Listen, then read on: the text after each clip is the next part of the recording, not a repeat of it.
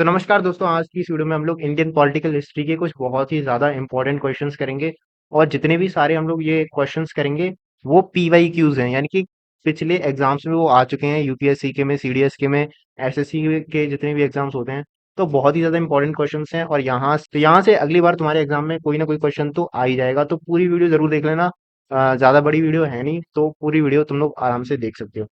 तो पहले क्वेश्चन की तरफ हम लोग बढ़े तो which act created the office of governor general of Bengal. तो कौन सा ऐसा एक्ट था जिसने गवर्नर जनरल ऑफ बंगाल का ऑफिस बनाया? तो वो था हमारा रेगुलेटिंग एक्ट ऑफ 1773। तो ये इसका सही आंसर है, रेगुलेटिंग एक्ट ऑफ 1773। बाकी पूरी ये सारी जो पॉलिटिकल हिस्ट्री है मैं पूरी डिटेल में करवा चुका हूँ। तो तुम लोगों ने अगर तुम लोगों को अगर डिटेल में पढ़ना है तो प्लेलिस्ट में जाके चेक कर सकते हो, डिस्क्रिप्शन में मिल जाएगी। तो रेगुलेटिंग एक्ट ऑफ 1773 में गवर्नर जनरल ऑफ बंगाल का ऑफिस बना था और पहला गवर्नर जनरल कौन बना था? तो याद रखना, वारेन हास्टिंग। तो वारेन हास्टिंग जो थे वो पहले गवर्नर जनरल ऑफ बंगाल बने थे।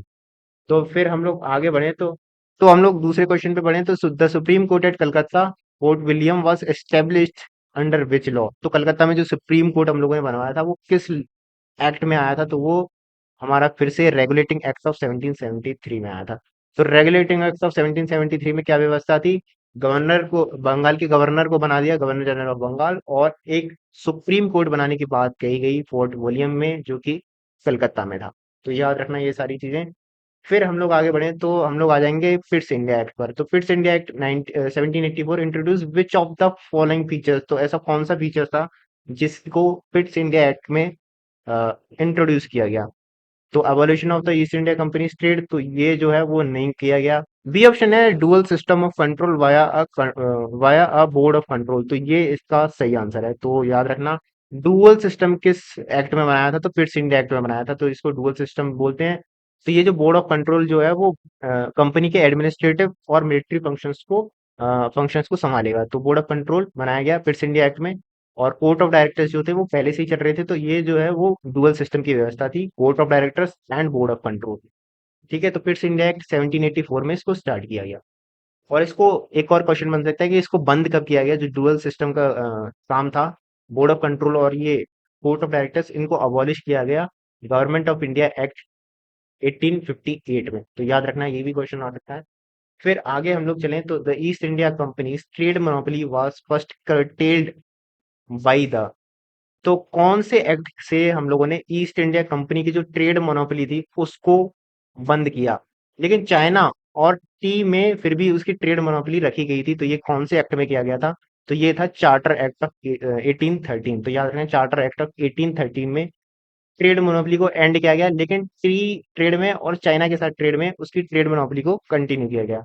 लेकिन जो चार्टर एक्ट ऑफ 1833 आएगा तो इसमें कंप्लीटली एंड कर देते हैं। तो इसमें कंप्लीटली एंड हो जाती है मोनोपोली ईस्ट इंडिया कंपनी की। तो याद रखना, चार्टर एक्ट ऑफ 1833 में कंप्लीटली एंड हो जाती है चाइना वाइना सबके साथ। और चार्टर एक्ट 1813 में टी ट्रेड और चाइना के साथ ट्रेड मोनोपोली कंटिन्यू रहती है, बाकी जितनी भी ट्रेड मोनोपोली थी उसको एंड कर देते हैं। तो ये याद रखना। अब नेक्स्ट है which act made the governor general of Bengal the governor general of India. तो कौन से एक्ट में गवर्नर जनरल ऑफ बंगाल को गवर्नर जनरल ऑफ इंडिया बनाएगा? तो ये था हमारा चार्टर एक्ट ऑफ 1833। तो चार्टर एक्ट ऑफ 1833 में क्या बना दिया गया? गवर्नर जनरल ऑफ जो बंगाल जो था उसको गवर्नर जनरल ऑफ इंडिया बना दिया गया। और पहले गवर्नर जनरल ऑफ इंडिया कौन बने? तो लॉर्ड विलियम बेंटिक। तो विलियम बेंटिक जो थे वो first governor general of Bengal बने। इन्होंने सती प्रथा भी एंड करवाई थी। तो याद रखना, सती प्रथा किसने एंड करवाई थी? विलियम बेंटिक ने करवाई थी। First governor general of India बने, इंडिया याद रखना यहाँ पे, बंगाल के साथ कंफ्यूज नहीं होना, जो कि थे वारेन हास्टिंग्स। तो याद रखना, विलियम बेंटिक ने सती प्रथा एंड करवाई थी किसके साथ मिलकर? राजा राम मोहन रॉय के साथ। तो राजा राम मोहन रॉय के साथ मिलकर सती प्रथा किसने बंद करवाई थी? लॉर्ड विलियम बेंटिक ने। चार्टर एक्ट ऑफ 1833 में इनको गवर्नर जनरल ऑफ इंडिया बनाया गया। तो फर्स्ट लॉ कमीशन नेक्स्ट है। First law commission was set up. तो फर्स्ट लॉ कमीशन किस एक्ट में सेटअप हुई? जिसके पहले अध्यक्ष जो थे वो मैकुले साहब थे। तो कौन से एक्ट में हुआ ये काम? ये हुआ 1833 में। तो चार्टर एक्ट ऑफ 1833 में पहली लॉ कमीशन बनाई गई जिसके अध्यक्ष थे मैकुले। तो ये याद रखना। बाकी ये सारी डिटेल में हम लोग बात कर चुके हैं पॉलिटी की प्लेलिस्ट में, तो डिस्क्रिप्शन में आके तुम लोग देख सकते हो वहां से। तो नेक्स्ट है open competitive recruitment for civil services. In the place of patronage was provided by, तो इनका एक सिविल सर्विसेज के लिए पेट्रोनाज सिस्टम होता था, जिसको हेलवरी पेट्रोनाज सिस्टम बोलते हैं, और वहां पर एक कॉलेज में इनको एडमिशन लेना होता था। तो ये सारी बातें हम लोग कर चुके हैं। और उसके बाद पूरा कोर्स होने के बाद ये लोग सिविल सर्वेंट्स बन जाते थे, जो भी अंग्रेज लोग थे। लेकिन ओपन कॉम्पिटिटिव रिक्रूटमेंट नहीं होता था इनका। तो ये किस एक्ट में इसको स्टार्ट किया गया, ओपन कॉम्पिटिटिव रिक्रूटमेंट किस एक्ट में स्टार्ट किया गया, और पेट्रोनाज सिस्टम को किस एक्ट में बंद किया गया? तो ये था हमारा चार्टर एक्ट ऑफ 1853। तो चार्टर एक्ट ऑफ 1853 में ओपन कॉम्पिटिटिव रिक्रूटमेंट एग्जाम्स होने लगे सिविल सर्वेंट्स के लिए।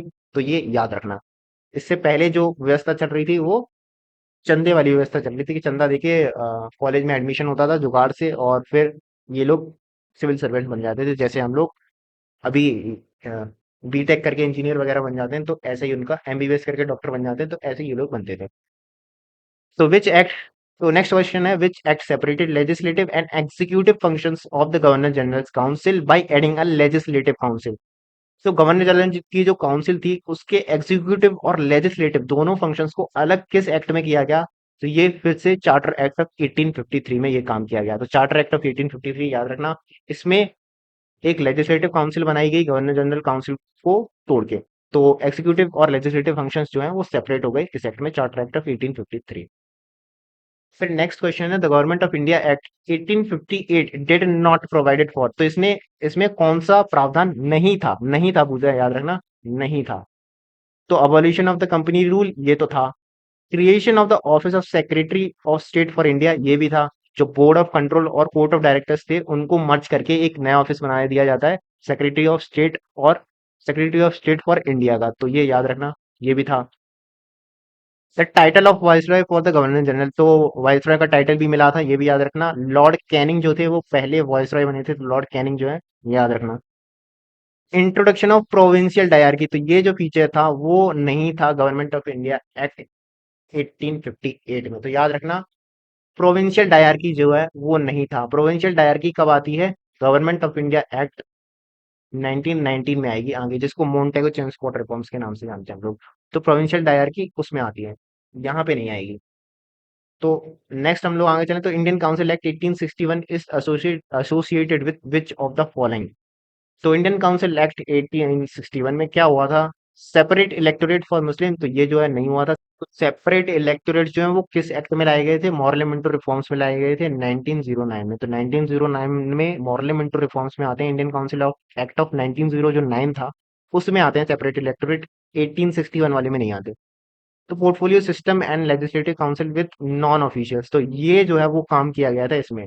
पोर्टफोलियो सिस्टम इंट्रोड्यूस हुआ था और legislative council with non official, तो नॉन ऑफिशियल मेंबर्स को नॉमिनेट किया जाएगा वॉइसरॉय के द्वारा। तो ये सारा काम किसमें हुआ था? इंडियन काउंसिल एक्ट ऑफ 1861 में। प्रोविंशियल ऑटोनॉमी नहीं मिली थी इसमें। कॉम्पिटिटिव सिविल सर्विसेज इस एक्ट की बात नहीं है। तो प्रोविंशियल ऑटोनॉमी तो बहुत आगे जाके मिलेगी हमें 1935 में। So next question है, the power of governor general to issue ordinances in case of emergency was first given by, तो ऑर्डिनेंस मेकिंग पावर्स कब मिली थी हमें? तो गवर्नर जनरल को ऑर्डिनेंस मेकिंग पावर कब मिली थी? जब अगर कोई इमरजेंसी हो तो वो ऑर्डिनेंस इशू कर सकता है। तो ये पावर गवर्नर जनरल को यानी कि वायसराय को कब मिली थी? तो इंडियन काउंसिल एक्ट ऑफ 1861 में ये काम हुआ था, याद रखना। 1861 में ऑर्डिनेंस मेकिंग पावर मिली थी, और 1816 में नॉन ऑफिशियल्स जो मेंबर्स थे उनको नॉमिनेट भी किया गया, एंड पोर्टफोलियो सिस्टम जो है उसको इंट्रोड्यूस किया गया। तो ये सारी चीजें याद रखना। And next question is, Indian council act 1982 introduced, जो इंडियन काउंसिल एक्ट 1892 था उसने क्या इंट्रोड्यूस किया? सेपरेट इलेक्टोरेट्स, तो ये जो है वो नहीं किया, ये तो 1909 में होगा। तो indirect elections to councils and right to ask questions, तो ये जो है वो काम किया गया था इसमें। इनडायरेक्ट इलेक्शंस की प्रावधान हुआ, and right to ask questions इसमें दिया गया, तो क्वेश्चंस पूछने का अधिकार मिला। एंड इनडायरेक्ट इलेक्शंस यानी कि नॉमिनेशन के थ्रू मेंबर्स को अपॉइंट किया गया, इंडियन मेंबर्स को, तो याद रखना। And dyarchy in the provinces, ये काम इसमें नहीं हुआ, ये तो होगा गवर्नमेंट ऑफ इंडिया 1909 में, 1919 में हुआ। एंड फेडरल कोड ये तो और आगे जाके होगा 1935। तो separate electorates for Muslim were introduced by, तो ये जो इनका फेवरेट क्वेश्चन है और बहुत ही ज्यादा इंपॉर्टेंट क्वेश्चन भी है। तो सेपरेट इलेक्टोरेट्स किस एक्ट में आए? तो मॉरले-मिंटो रिफॉर्म्स में आए, इंडियन काउंसिल एक्ट 1909, इसको मॉरले-मिंटो रिफॉर्म्स के नाम से भी जानते हैं। तो इसमें सेपरेट इलेक्टोरेट्स आए जिसमें मुस्लिम्स को रिजर्व सीट्स होंगी और उनको सिर्फ और उन मुस्लिम कैंडिडेट्स को सिर्फ मुस्लिम लोग ही वोट कर सकते हैं। तो ये पूरी व्यवस्था थी सेपरेट इलेक्टोरेट्स की। ये अंग्रेजों की डिवाइड एंड रूल की पॉलिसी का नतीजा था। डिवाइड एंड रूल, फूट डालो और शासन करो, तो ये इनकी पॉलिसी का एक इम्प्लीमेंट इनका करने का तरीका था थ्रू सेपरेट इलेक्टोरेट्स। तो याद रखना, parliamentary reforms, divide and rule policy and Indian council act 1909 में ये सेपरेट इलेक्टोरेट्स की बात की गई। डायर के इन द प्रोविंसेस, फिर से एक और फेवरेट एंड बहुत ही ज्यादा इंपॉर्टेंट क्वेश्चन, डायर के in the provinces was first introduced by, तो गवर्नमेंट ऑफ, काफी बार मैं बता चुका हूँ, गवर्नमेंट ऑफ इंडिया एक्ट 1990 में ये आया था। तो याद रखना, जिसको मॉन्टेगो चेम्सफोर्ड रिफॉर्म्स के नाम से भी हम लोग जानते हैं। तो मॉन्टेगो चेम्सफोर्ड रिफॉर्म्स में डायर की इन द प्रोविंसेस आया था, प्रोविंसेस में डायर की आई थी, ठीक है। डायर की इन द सेंटर, सेंटर में डायर की कब आएगी? गवर्नमेंट ऑफ इंडिया एक्ट 1935 में। तो ये दोनों क्वेश्चंस कंफ्यूजिंग लग सकते हैं आप सबको, तो इनमें बहुत ही ज्यादा क्लैरिटी की जरूरत है। प्रोविंसेस में ऑटोनॉमी कब आई थी? सॉरी, प्रोविंसेस में डायर की आई थी गवर्नमेंट ऑफ इंडिया एक्ट 1919 में, एंड सेंटर में डायर की आएगी गवर्नमेंट ऑफ इंडिया एक्ट 1935 में। और प्रोविंसेस में बंद हो जाती है इस सेक्टर में। तो याद रखना, 1935 में प्रोविंसेस में दायर की बंद हो जाएगी एंड सेंटर में इंट्रोड्यूस हो जाएगी। तो ये था इस क्वेश्चन का आंसर। फिर हम लोग आगे चलेंगे। तो government of India act 1935 provided for all except, तो इसमें कौन सा प्रावधान नहीं था ये पूछा गया है। गवर्नमेंट ऑफ इंडिया एक्ट 1935 में फेडरल कोड जो है उसकी बनाने की बात कही गई। प्रोविंशियल ऑटोनॉमी मिल गई हम लोगों को, तो ये भी था। Abolition of dyarchy at the provinces, ये भी था, पिछले क्वेश्चन में हम लोग डिस्कस कर चुके हैं।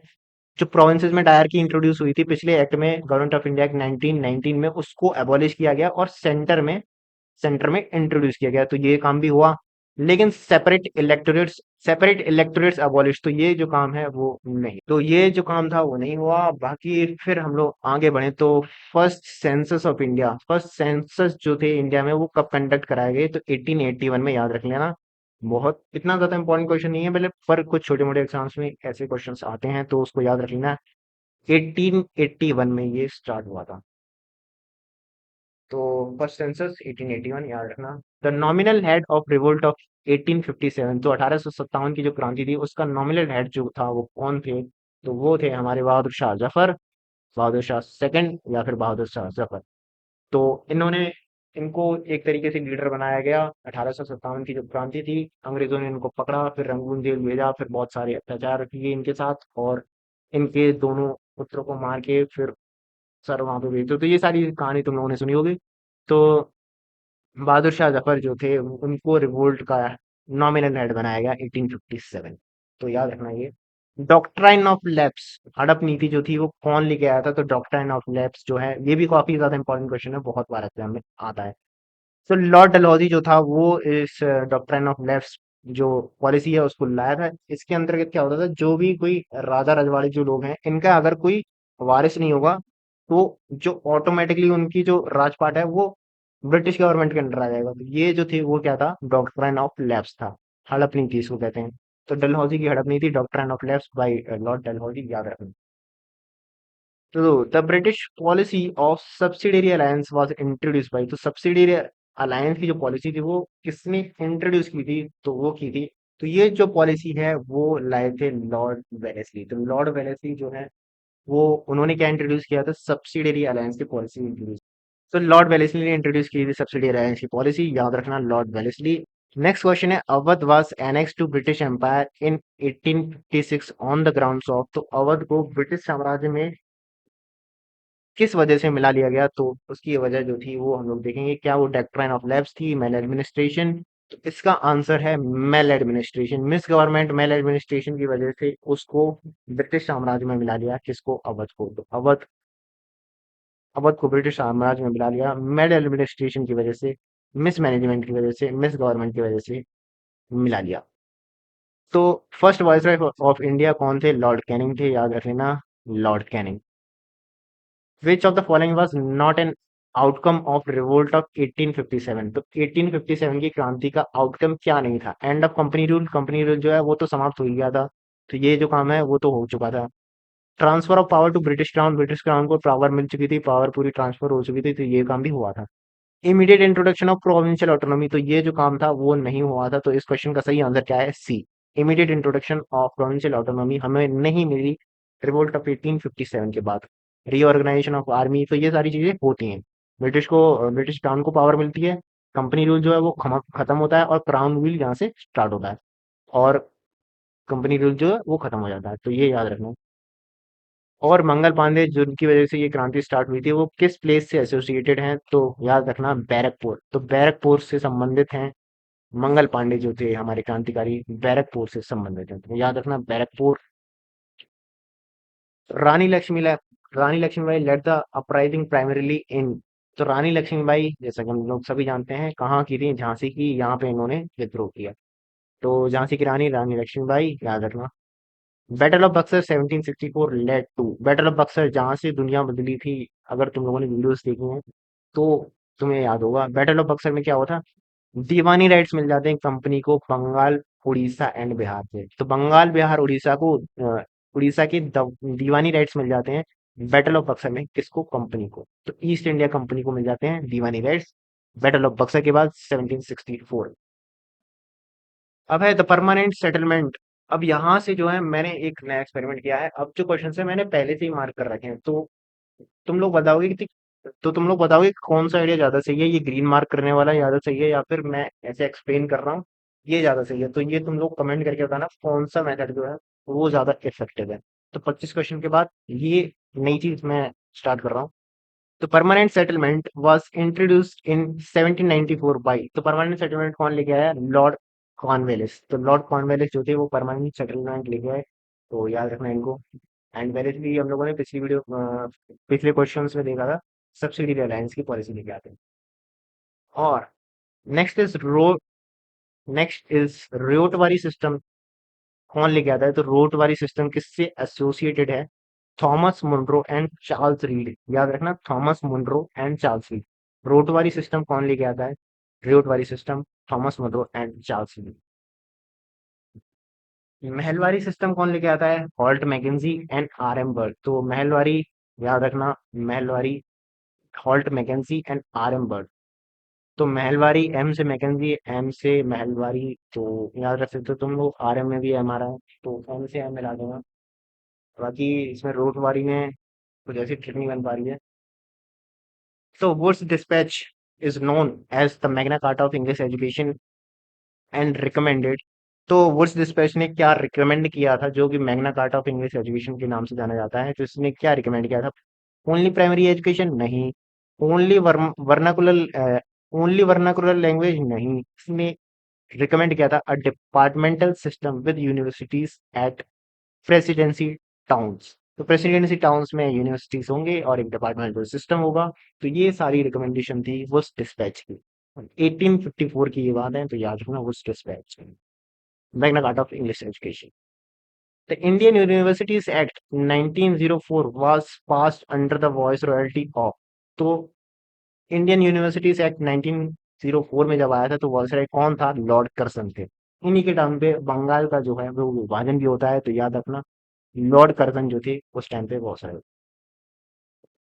तो हंटर कमीशन 1882 की जो हंटर कमीशन थी वो किससे रिलेटेड है? तो वो एजुकेशनल रिफॉर्म से रिलेटेड है, पुलिस रिफॉर्म से नहीं है, लैंड एंड रेवेन्यू सेटलमेंट से नहीं है, पब्लिक हेल्थ से नहीं है, वो किससे रिलेटेड है? हंटर कमीशन एजुकेशनल रिफॉर्म से। तो ये सारी चीजें तो लोग याद रखना।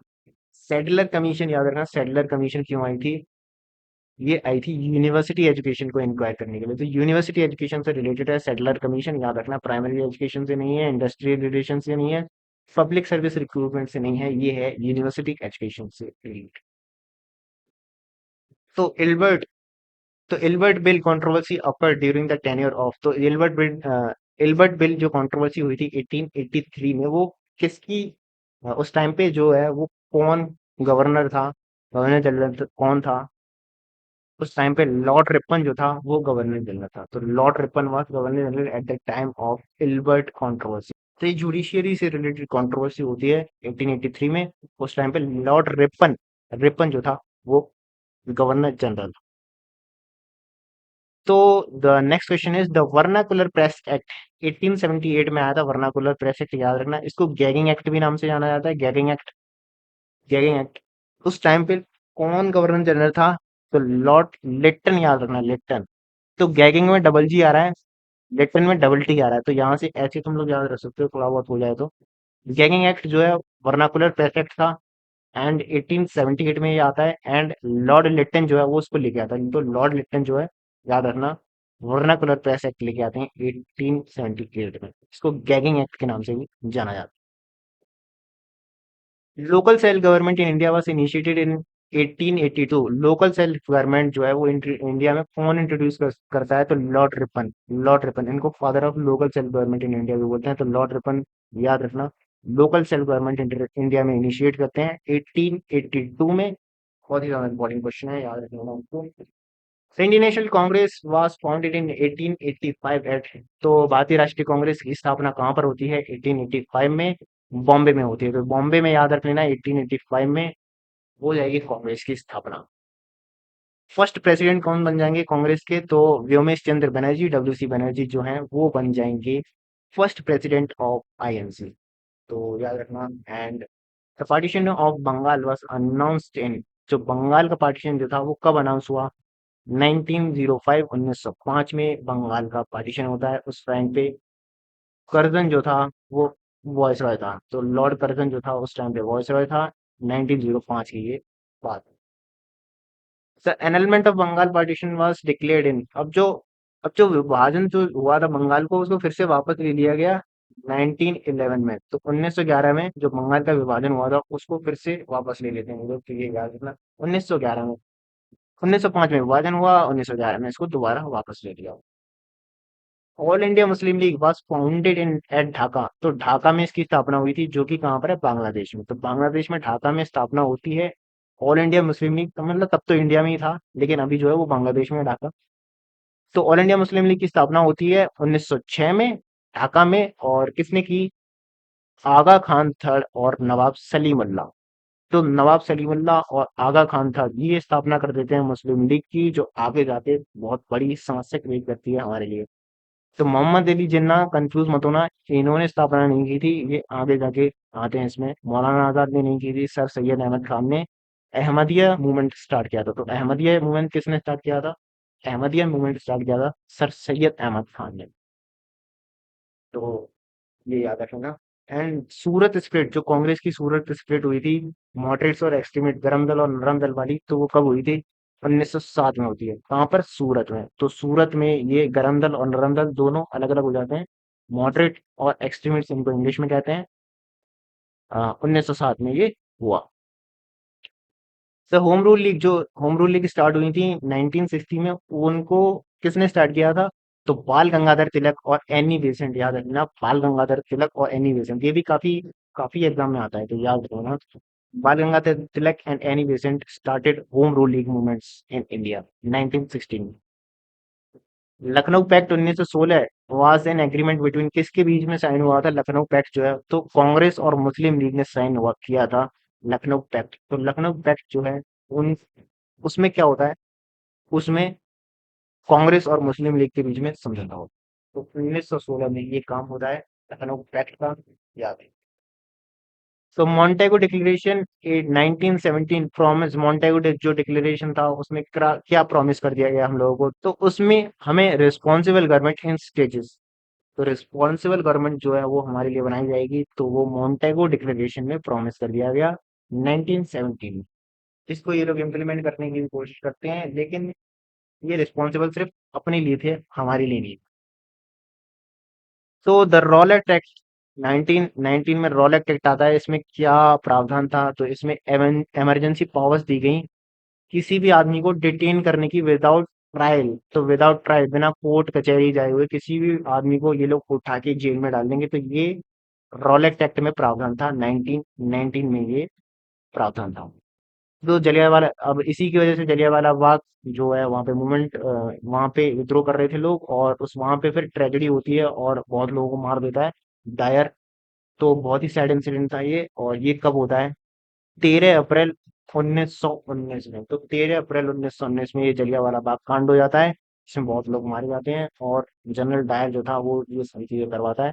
तो 13 अप्रैल, याद रख, डेट भी आ जाती है कभी कभी एग्जाम में। तो 13 अप्रैल 1919 याद रख लेना। तो ऐसे याद रख सकते हो कि 13 जो है वो थोड़ा अनलकी नंबर जो है वो हमारे लिए होता है थोड़ा।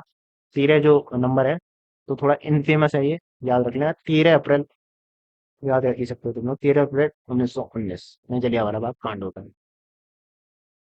सो खिलाफत मूवमेंट जो था 1919 से लेके 1924 तक चलता है। कौन इसके लीडर्स थे? तो अली ब्रदर, अली बंधु जो थे वो उसके लीडर्स थे। जिसमें कौन थे? मोहम्मद अली और शौकत अली। तो Mohammad Ali and Shaukat Ali was the leaders of this Khilafat movement started in 1919 till 1924, जिसको गांधी जी ने भी सपोर्ट किया। और नॉन कॉर्पोरेशन में ये आके मिल जाता है। तो non cooperation movement was called off due to, तो नॉन कॉर्पोरेशन मूवमेंट को किस वजह से बंद कर लेते हैं गांधी जी? तो चौरी चौरा इंसिडेंट जो होता है उसकी वजह से ये नॉन कॉर्पोरेशन मूवमेंट जो है वो बंद कर देते हैं गांधी जी। तो ये भी अक्सर एग्जाम में आ जाता है, बहुत ही सिंपल क्वेश्चन है। ज्यादातर सारी सारी लोग कर देते हैं इस क्वेश्चन को। तो चौरी चौरा याद रख लेना, नॉन कॉर्पोरेशन मूवमेंट को बंद करवा देता है चौरी चौरा की वजह से Gandhi ji. Non cooperation movement को वापस ले लेते हैं।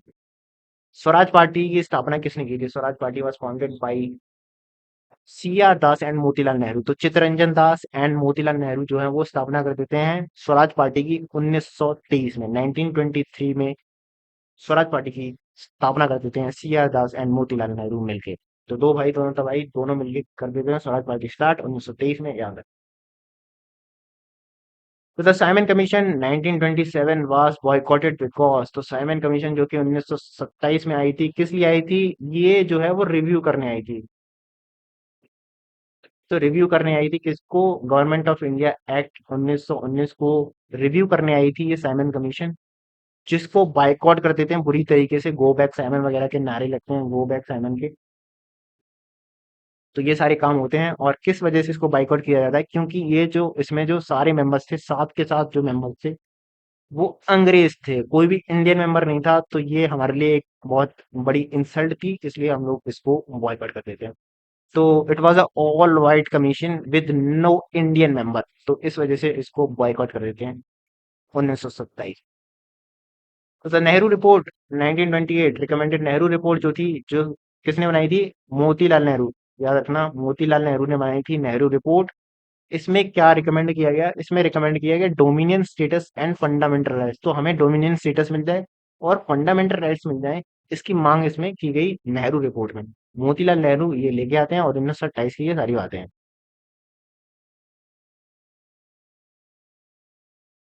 तो हम लोगों ने 51 क्वेश्चंस का ये शगुन किया, और वीडियो अब हम लोग यहीं पे समाप्त करेंगे। और कहीं से नया है इस चैनल पे तो सब्सक्राइब तो करिए ना। बाकी वीडियो में कोई मिस्टेक हुई हो या फिर आपको कोई सुझाव हो तो कमेंट करके जरूर बताना। और मिलते हैं नेक्स्ट वीडियो में। जय हिंद।